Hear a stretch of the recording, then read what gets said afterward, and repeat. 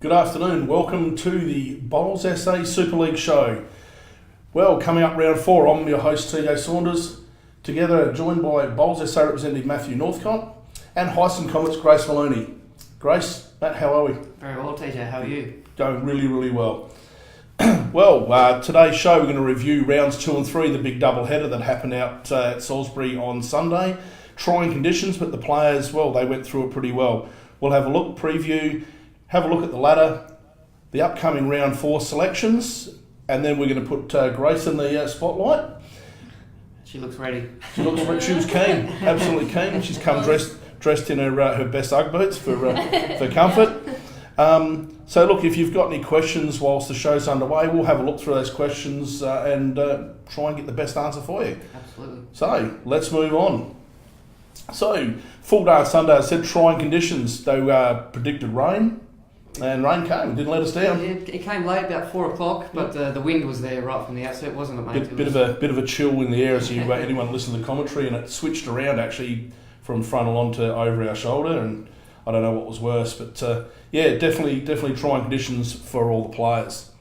But let's have a look at the results there. We've got the Hyson Comets versus Eastern Spartans. South Eastern Spartans took the win with 70-41. They claimed the 10 points to the Comets too. Singles, Blake Phoebe 23 defeating Darren Nibble at 10. Scott Thorburn, James Gregory versus Nathan Black, Tyson Wilson was the game that we commentated actually, and absolutely cracking game. You had a good view of it, mate? Very, very good view of it. Look, the young lads really took it up. They weren't intimidated at all by them. And, I called that about 4 ends out that this is actually going to end in a cracker, and it did. Yep. Look, James Gregory putting the bowl in the head to disturb it. But look, that's what happens when the bowls are tight. Really well played by all 4 players. So, great game. 19 all. Well deserved the draw, 19 all. And then, of course, the triples game of Matthew Armitage, Ian Miller, Damon Edmonds up against Alex Reynolds, Scott Binns and Tony Devlin. With, of course, the win to Tony Devlin's side, 28-12. Yeah, so a good comprehensive win for the Spartans there, taking that one out, 10 points. Big victories in the singles and triples, so you'll see that was a great result for them, mate. And as you said, the pairs combo did well to hold off a very strong pairs combo of the Comets in Scotty and James. So good result for the Spartans. Yep. So the next game we'll have a look at is the Blazers versus the Northern Knights. In the singles, Jeff Munn defeated by Bernie Ward 11-16. Jack Trenorden, Kane Cools defeating Ben Fiddick and Gavin Pfeiffer 6-25. And Teresa Emberton, Justin Parks and Mark Evans defeating Karen Lynch, Brent Marshall and Matthew Short 24-6. I do just want to jump in. He wanted me to tell you it's Fidock. Ben Fidock. I'll let you know. I forgot to brief you before the show, mate, but Ben Fidock in the pairs there. But a very good win to the Knights. Narrowly 6 shots and 2 rinks to 1. I guess those big wins in the pairs and triples pretty much cancelling themselves out, and the singles proved pivotal with the 5 shots there. How do you see that one? Well, look, for me that was played over on the far side and the commentator didn't get to see too much of it. Look, was looking at the overall board and the boards where you can. As he said, it's difficult for us from the commentary position to look over the other side across the boards. Yeah. There are the players, the coaches, and look, I'm spectators, so we get close to the action. And as they're not the TV rings, I certainly don't tell them to move away from over there. But only caught very, very small part of that. But look, overall, well played. A big win to Jack Trenorden and Kane Cools looked like a pretty lethal pairs combination on the day, and sort of carried the Knights to victory. So well done to them. Yep, and good to see the under-18 players stepping up, because that's now 2 games that we spoke about with the under-18s players have stood up and had a good win. Absolutely, not out of their weight class at all. Yep. So we move on. The Central Chargers took on the Western Robes. It was an excellent game. Chargers claiming a narrow 49-42 win with all 3 rinks up. Of course, we televised the Craig Mills, Josh Studdard. Yet again, Craig Mills demonstrating that a good pre-game warm-up is worthwhile in a game of singles.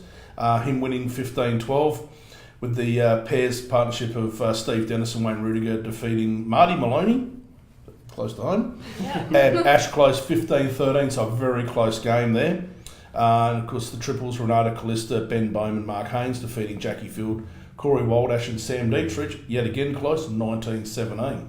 I want to throw to Grace on this one. What could Dad have done better to get those 7 shots back for the Rogues and get them over the line? Did you give him some pointers or? Yeah, at the start I sort of said like, don't be short, make sure you're there. But then after that, he came all good and did a great job. You don't think he cost them? Nah, it's team effort. Alright, yeah, so a very good win to the Chargers again. It was a great game, nothing in it the whole time. As you see, 7 shots overall, but claiming 3 rink wins, so no more than 3 shots on any rink, so could have gone either way, and Chargers were just lucky enough to play the big bowls at the end. Yep. So finally, round 2 concluding with the Pirates taking on the Raiders. The Pirates bounced back from their week 1 loss, claiming a victory 58-38. Gary Thompson defeating Mitch Percy 19-13.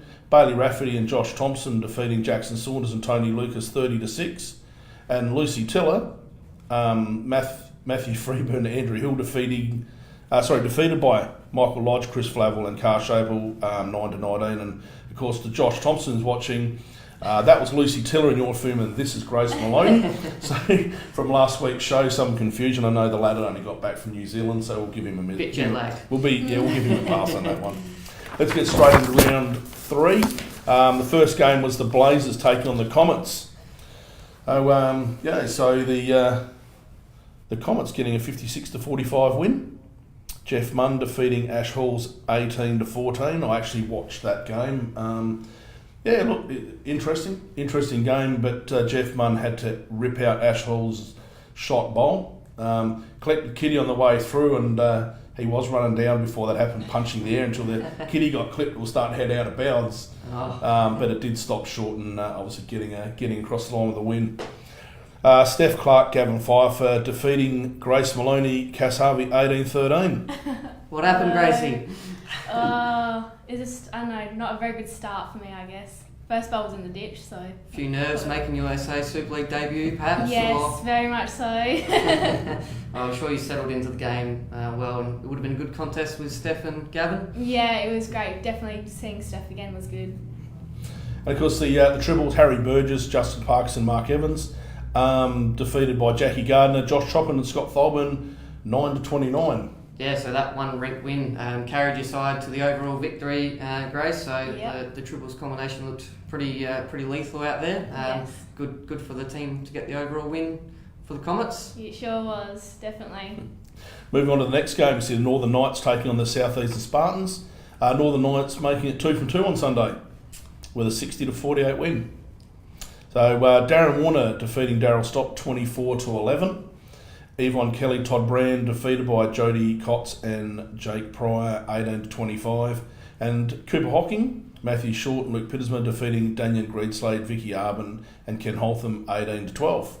Yeah, great effort here by the Knights. As you said, they made it 2 from 2 on Sunday, began their charge up the ladder, and it was a really good game in the pairs there. Laura clubmates skipping against each other, Todd Brand and Jake Pryor. Jake got the better of it for the Spartans, but Todd had the last laugh with the Knights claiming the overall win. I think the leaders in that game, Yvonne Kelly and Jody Kotz, both played brilliantly. So it was a great tussle between the 4 players on the rink, and the Knights too strong overall. I guess carried by Darren Warner in the singles for that one. Absolutely. Next game we move to, Matt, is the Central Chargers taking on the Mallee Pirates. Oh, I say Mallee Pirates. 48-54 in favour of the Pirates. Craig Mills defeated by Andrew Hill, 15-18. The pairs, combination of Steve Dennis and Wayne Rudiger, defeated by Matthew Freeburn and Jeff Davis. And Renato Calista, Ben Bowman and Mark Haynes defeated Bailey Rafferty, Kath Greenslade and Gary Meekums. 1 shot, 16-17. Yeah, so a few interesting points on this one. The Chargers won very narrowly in their first game on all 3 rinks and sort of got the tables flipped on them here, losing only by 6 overall but not claiming a single rink. I guess when you look at the best players in the state, you don't often expect them to sort of suffer defeats, and naturally they're not going to win every single game. So it was a great effort by the Pirates. Players like Andrew Hill, Matthew Freeburn, Jeff Davis knocking off some of those real big names in Craig Mills, Steve Dennis and Wayne Rudiger. So great result for the Pirates. Yep. Well done. And the final round was the Western Rogues taking on the Eastern Raiders, with Eastern Raiders getting across the line 51-43. Simon Gita Johnson, defeating Tony Drelaw 17-12. Brady Slatter and Jaden Zeller, defeated by Mitch Percy and Carl Shapel 13-24. Kate Argent-Bowden, Di Murch and Max Kleiny defeated by Laney McGorman, Michael Lodge and Chris Flavel 13-15. I'm just going to jump in there, and that was the game that Comte and I had to leave a little bit early in that. But reality is, when I got out of my car, if someone was to tell me that the Western Roads had beaten, I said, yeah, well, that's the way I saw it when I left. But I hear that something spectacular happened in the end. It's some numbers picked up on a power play that turned that game around. Yeah, I was hovering around. There's nothing in it, but I think the Raiders just put together a really good end across the three rinks. I think, especially in the pairs, I reckon with one bowl to come, they were playing their super end and they were holding a 10. James Zeller for the Rose cut it back to a 6, I think, but a 6 is still pretty damaging. So, the Raiders made good use of their super ends there, and in the triples as well, I think Chris Flavel played a big bowl to stop Maxi Kleiny's score on his super end. So, great result from the Raiders, just putting together that big end when it counted. But I will say in the triples game that, all the players played really well. As I was leaving, I did mention to Max Kleiny about his lead. Kate was really getting them off to a good start. So, yet again, we had Michael Lodge here, week 1, saying he's looking forward to playing with and against the juniors, and I don't think that they've let him down so far. No, absolutely not. As I said, they're definitely punching above their weight. Yeah, well, that's a wrap for round 3. Look, as you said earlier, there's some significant movers on the ladder. I reckon we can see that on there now with the Spartans sitting at top of the ladder, Matt. Yeah, I guess it's interesting to see the Pirates and the Knights with their 2 wins on Sunday really made a big charge up the ladder. So it can change quickly with those double headers, can't it? I guess the Spartans are proving to be a good overall team, but if you look at the ladder, there's really nothing in the competition overall. With 4 games left, all the teams can still make the finals. What are your thoughts on it? Well, so just to explain, how do the points work to the viewers at home? So it's 6 points for the overall score. That is like the amount of shots scored across the whole 3 rinks, and then 2 points for each rink that's played. So the singles, pairs, and triples are all worth 2 points each. So you've got an opportunity to pick up 12 points for each game, or unfortunately 0 if you're on the wrong end of it. So I guess everyone's had a win so far, bar the Blazers, so they'll be looking to come out firing and resurrect their season this week, hopefully by opening their account. But apart from that, it's really tough to pick who's going to win week to week, don't you reckon? Well, look, as you go down there, the Spartans, the Pirates and the Chargers, for me, I'm probably a little bit surprised there. But look, at the end of the day, well done to the Spartans and the Pirates sitting up there and put themselves in a really good position. Absolutely. Well done. Yep. Hey, Matt. All right, I'm going to take charge here. Well, I'm going to introduce you taking charge. Do you want to turn the spotlight a bit more to you, Grace? You look like you're ready to answer a few questions about your bowls career and Super League. We won't get you to interview us, that might end badly. So a reminder for anyone at home, if you've got any questions for Grace, send them through and we'll try and ask the best one at the end of this segment. But TJ, if you're ready, you can take away TJ's torch and put Grace in the spotlight. All right, well, Grace, all on you now. Yep. Nervous? Yes. Good, that's the way we like it. So you represent Arthurton. Yes, correct. How's it like bowling at Arthurton? Well, we just changed it over to synthetic, and I've really enjoyed that. Like, so much more opportunity to go out and have a role. Like, no need for a greenkeeper anymore. But the club's lovely, and all the people are so friendly. I really enjoy it. So you've got that, and you used that. So now, tell us, how did you find your debut game on Sunday? Well, I got there really early, so I had to roll up at like 8:30, but I didn't play until like 12 or whatever it was. So it was a little bit different, but I really loved it. That was my first game, and greens were lovely. Bit cold, but the atmosphere was still there. Yep. And your pairs partner in your first game? Yep, Cass. Yep. Yeah, she's Good. really good. Yeah, it's good playing, like, a bit different playing that I know she's my coach now, but learned a lot from her, like, really good experience. I actually watched a fair bit of that game, and irrespective of the score, if you looked at the game, you really had to think that it could have gone either way. Did you feel that during the game? Yeah, I think we sort of got off with a bit of a rough start, but then when we started to come back, we did really well. Yep. And then towards the end, I thought it was anyone's game, but the Blazers just got to us, so that was good. So you've played one game? Yes. Is there anyone else in your squad you're looking forward to playing with? Oh, that's a bit tough. No, I just look forward to playing with everyone, get a bit of opportunity to meet all the players there. Don't really know as many, but I think it'd be good to play with Scott Thorburn. Yeah. Yes. Yeah, I think it'd be really good to play with Don't rate someone. him. Nah, he's good. He'd probably enjoy someone not knowing his name for a freshen up. He Yeah. should know who you are. And, Yeah. Well, okay, well, getting on to that. So what does this SA Super League mean to you? I think it's like opened so many more opportunities for me as an under-18s player to meet some of those more state people, development, and to interact with more city people as well coming from the country. So I think it's all about like combining our state into one big competition. Yep. Which is a good segue to the next one. Grace, Matt alluded to before that Scott should know your name. You finished third in the junior Golden Nugget. Yes. And walk us through. I mean, that's a great accomplishment. How did that make you feel? It was pretty nerve-wracking actually. Yeah. It was like a lot better weather though, really warm. No, it was really good. Like the competition was awesome. I absolutely loved the whole time I was there. Very nerve-wracking because like all the other states, they all had their like state coaches, so I felt a little bit left out, but that's okay. You're there by yourself? Yeah. sorry, Grace. Oh. Well, I forgive you. Yeah, Nah, got let down. it was Matty. good. We'll blame Matt for that one. So look, what I want to do is I want to rip through a few questions here. Who's your favourite bowls player? I have to say Simon. So So, player that you reckon we should be taking a close eye on during the series? ooh, I reckon Simon Dorr. Simon Dorr. So Yeah. we're going through the Simons. Yeah, through Simons. Your toughest opponent? Ooh. Have to be someone from the under-18 squad. I think there's just a bit of rivalry there. Yeah. Just like anyone when it comes back to back. So high five or knuckles? High five. High fives all Yeah. the way. Resting touch or a big drive? Resting toucher. Okay. Cap or bucket hat? Cap. Now, do you prefer to lead or skip? Lead. Okay. So what event or championship do you want to win?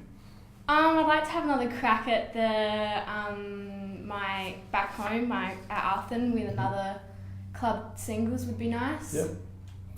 So, apart from your side, which is really hard, who's going to win the Super League?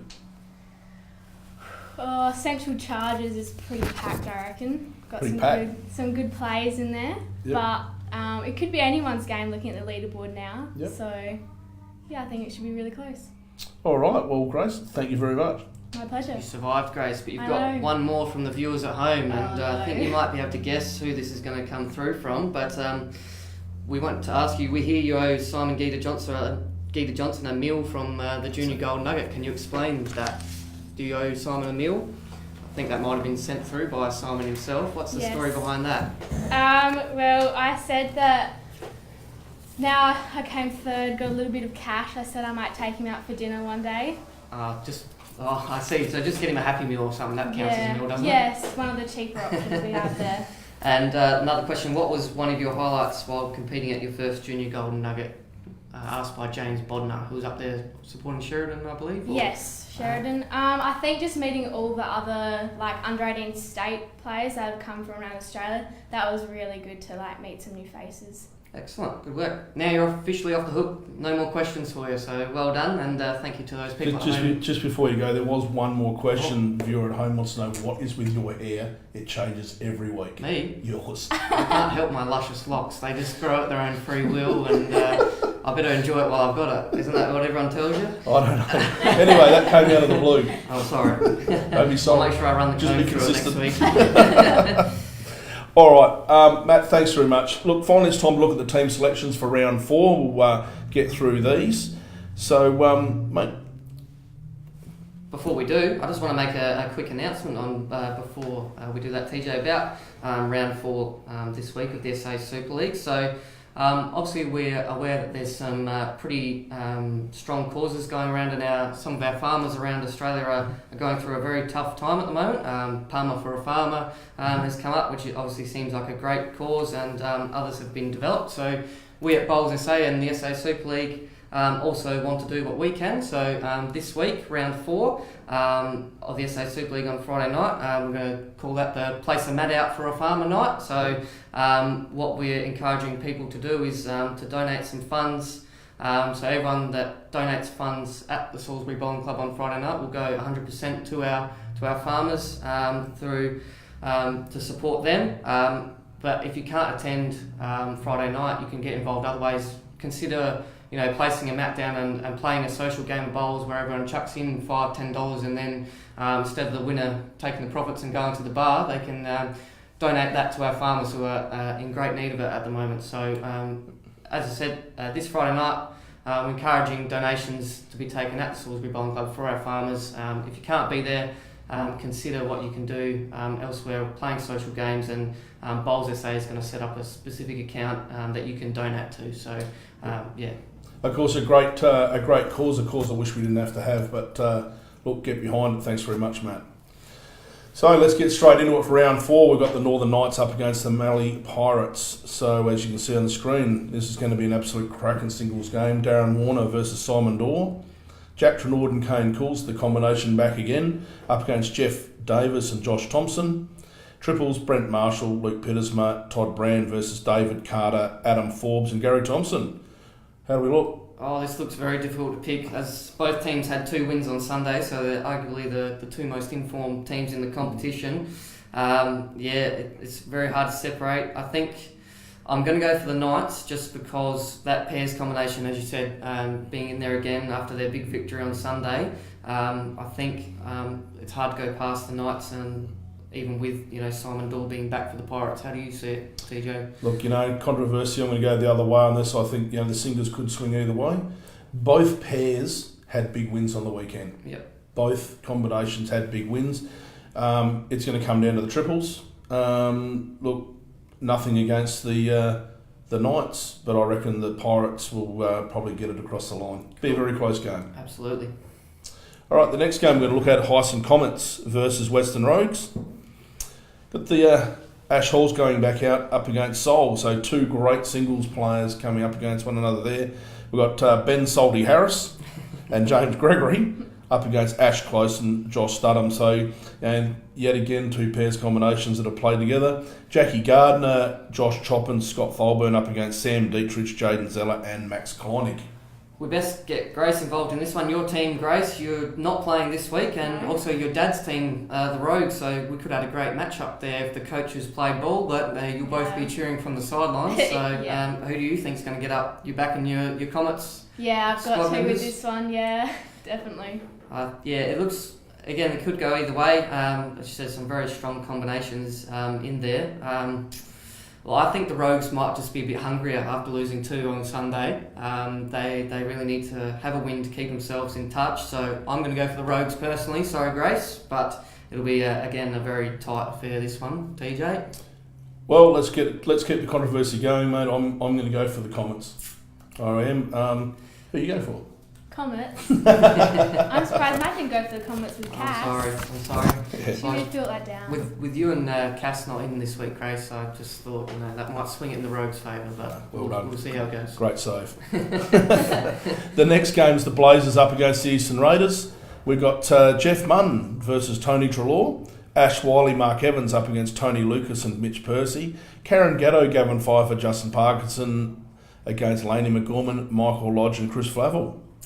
Very interesting matchup, this one as well. I think looks like a good pairs combination there for the Blazers, Ash Wiley and Mark Evans. So Tony Lucas and Mitch Percy might have their work cut out from there to save that. But the Raiders have been going very strongly in the triples. They've sort of had Michael Lodge and Chris Flavel in there consistently, and Laney played in there last week as well for a good win. So it's hard to pick, but I'm going to back the Blazers to open their account on this one, and we might be controversial again. What do you reckon?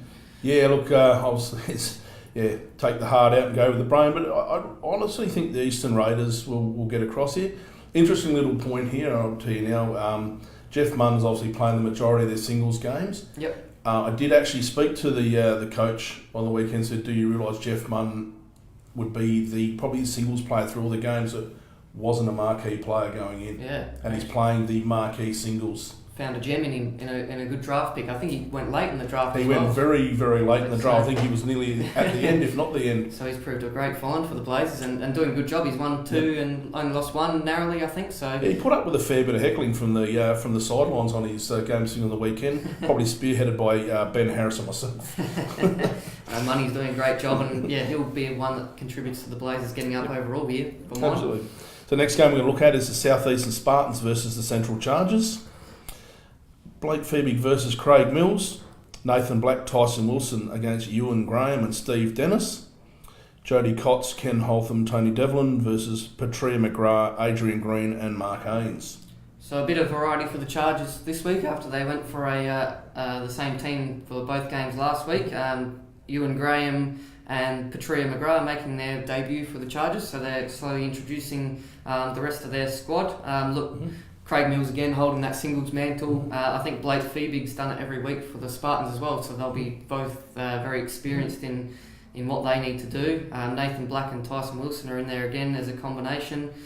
I'm going to back the Spartans, the league leaders at the moment, just because I think their combinations have had a bit more chance to play together and gel a bit more. So there's some new players from the Chargers. It might take them a few wins just to work out each other's game, potentially. But talent does win through, so it might not slow them down at all. To upset the continuity, I'm going to agree with you.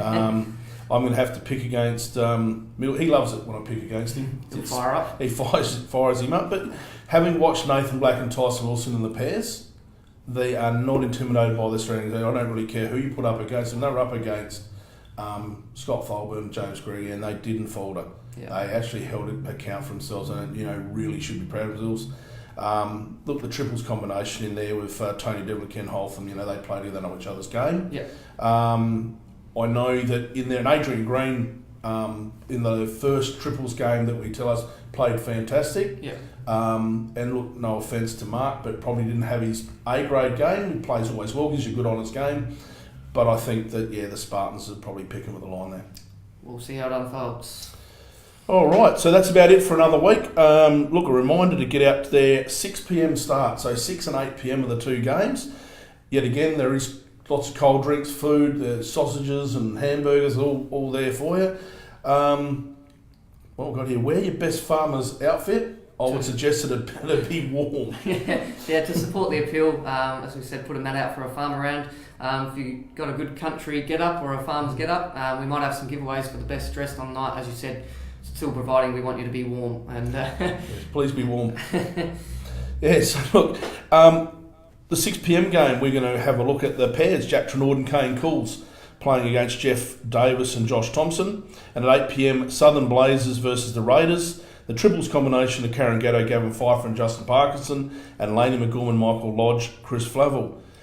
Interesting, we'll be joined in the commentary on Friday night by Mark Casey. Really? Big Australian international veteran, over 200 games, Commonwealth Games, probably a gold medalist. I'll give him one anyway if he didn't get one. So give him a couple. That's fantastic. So if you can't get out there on Friday night, tune in right here on the Bowls SA Facebook to catch some of Mark Casey's dulcet tones joining yourself and Stuart Forbes. So that'll be great to listen to, but even better if you can get out there, you might get to meet the great Mark Casey in person, potentially if he's getting around. So probably best to catch him before the commentary, because when he's in between Stuart and I'm sure he won't be worth talking to. He'll be confused for a week. But anyway, having said, always look forward to the commentary with Stewie Forbes. But look, on behalf of us all here at Bowls SA, Grace, thank you very much for joining us this week. Thank you. And Maddie Northcott. Thank you, TJ. Great job as always. If you can't be out there at 6 and 8 p.m. on Friday, look for us on the Bowls SA website for live streaming. Thank you very much. Thank you.